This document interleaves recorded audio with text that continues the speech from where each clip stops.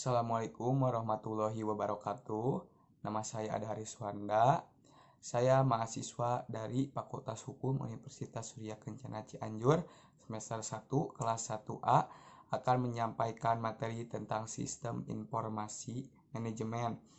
Dosen pembimbing Haji Saptaning Ruju Paminto, SPMH. Sistem Informasi Manajemen dibagi menjadi 5 sistem, yaitu yang pertama, sistem informasi inventory. Sistem ini bisa juga disebut sebagai sistem informasi logistik yang dipakai untuk informasi tentang persediaan barang.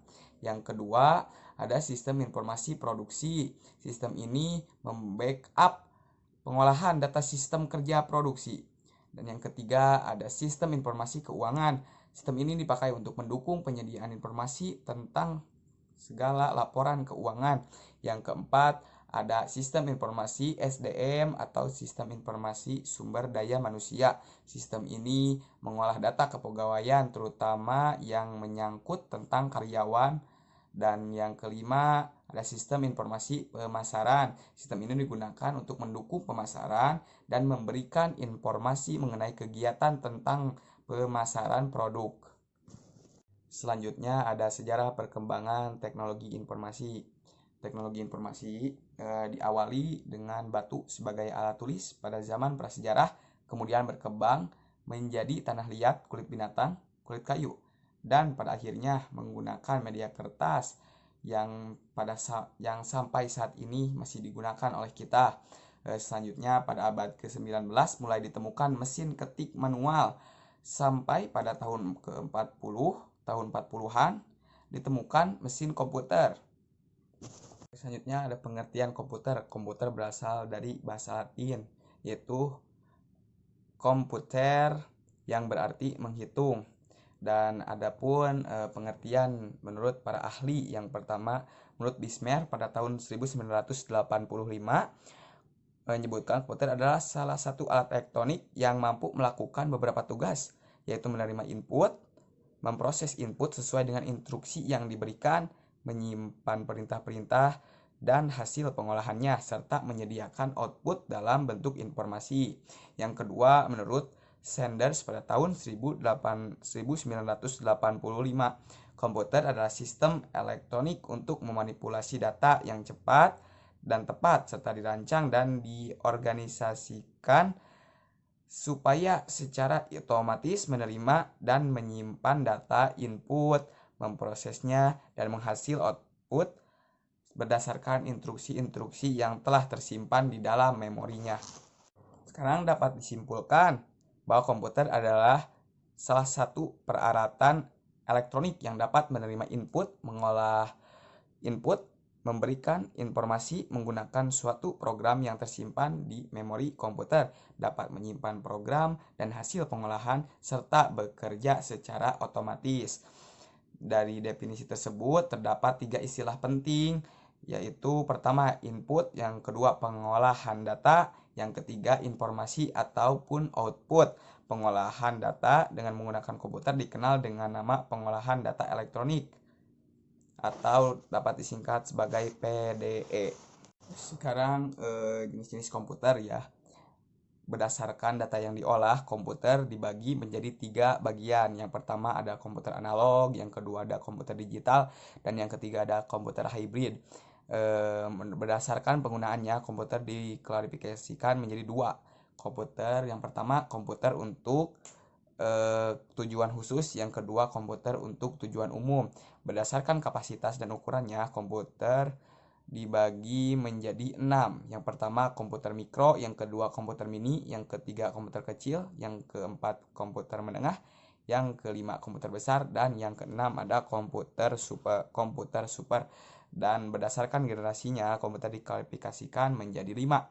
Yang pertama ada komputer generasi pertama, yaitu pada tahun 1946 sampai 1959.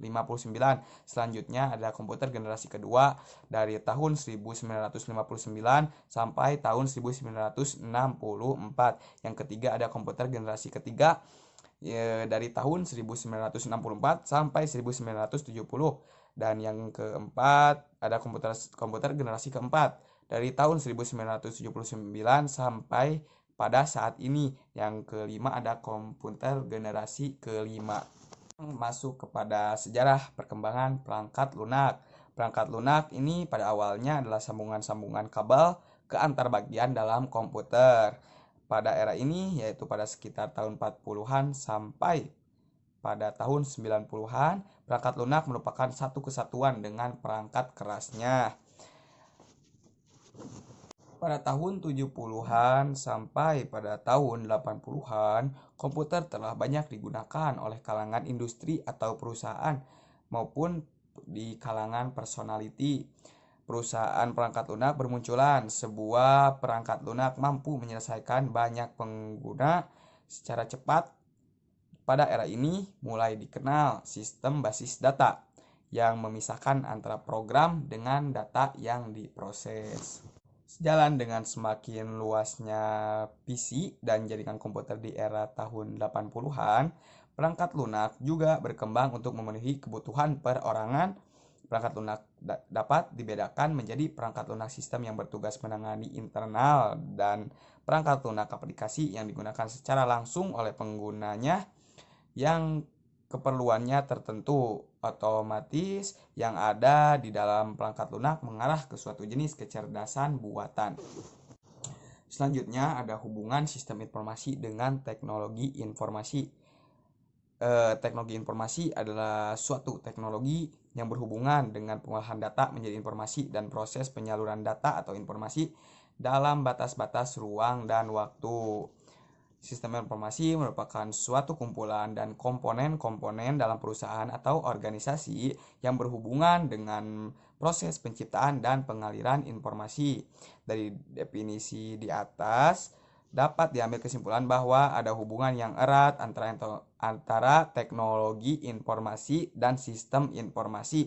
Kita dapat melihat bahwa sistem informasi merupakan sisi permintaan dari perusahaan dalam menjalankan kegiatannya, sementara teknologi informasi merupakan sisi penawaran dari kebutuhan perusahaan tersebut.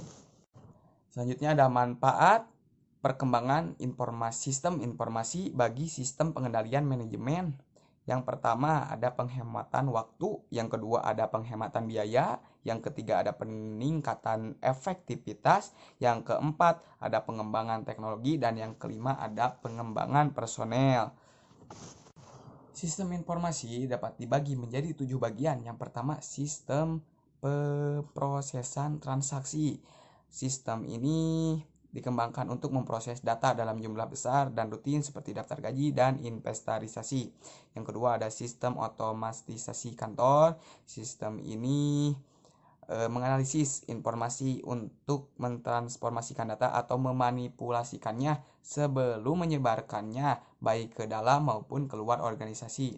Yang ketiga ada sistem informasi manajemen. Sistem ini mendukung tugas-tugas organisasi yang lebih luas dari sistem pemrosesan transaksi, termasuk analisis keputusan dan pembuatan keputusan. Yang keempat ada sistem pendukung keputusan. Sistem ini hampir sama dengan sistem informasi manajemen karena menggunakan basis data sebagai sumber data. Yang kelima ada sistem ahli. Sistem ini mengembangkan mesin-mesin yang berfungsi secara cerdas. Dua cara untuk melakukan riset kecerdasan buatan adalah memahami bahasa alamiahnya dan menganalisis kemampuannya untuk berpikir melalui problem sampai kesimpulan logikanya. Dan yang keenam ada sistem pendukung keputusan kelompok. Sistem ini membawa kelompok bersama-sama menyelesaikan masalah dengan memberi bantuan dalam bentuk pendapat, kuesioner, konsultasi, dan skenario. Yang ketujuh, ada sistem pendukung eksekutif. Sistem ini membantu para eksekutif mengatur interaksinya dengan lingkungan eksternal dengan menyediakan grafik-grafik dan pendukung komunikasi di tempat-tempat yang bisa diakses seperti kantor. Selanjutnya ada komponen-komponen dalam manajemen. Yang pertama ada planning, yang kedua ada organizing, yang ketiga ada directing, yang keempat ada controlling, yang kelima ada procurement, yang keenam ada development, yang ketujuh ada compensation, yang kedelapan ada integrasi, yang kesembilan ada training, dan yang ke-10 ada evaluasi. Selanjutnya adalah sarana manajemen, yaitu ada 6. Bisa juga disebut sebagai 6M. Yang pertama ada man atau manusia, yang kedua ada money atau uang, yang ketiga ada materials atau materi atau barang, yang keempat ada machines atau alat, ya bisa disebut juga sebagai mesin, yang kelima ada methods atau metode, dan yang keenam ada market atau pasar. Selanjutnya ada komponen-komponen sistem informasi manajemen. Yang pertama ada perangkat keras, yang kedua ada perangkat lunak, yang ketiga ada data, yang keempat ada prosedur, yang kelima ada manusia. Sistem informasi manajemen dapat kita uraikan dalam bagian yang lebih detail yang secara sistematis. Yang pertama ada blok masukan atau input blok, yang kedua ada blok model atau model blok, yang ketiga ada blok keluaran atau output blok, yang keempat adalah blok teknologi atau teknologi blok, yang kelima ada blok basis data atau database blok, yang keenam ada blok kendali atau controls block. Cukup sekian yang dapat saya sampaikan, kurang lebihnya mohon dimaafkan. Wabillahi taufiq wa hidayah. Wassalamualaikum warahmatullahi wabarakatuh.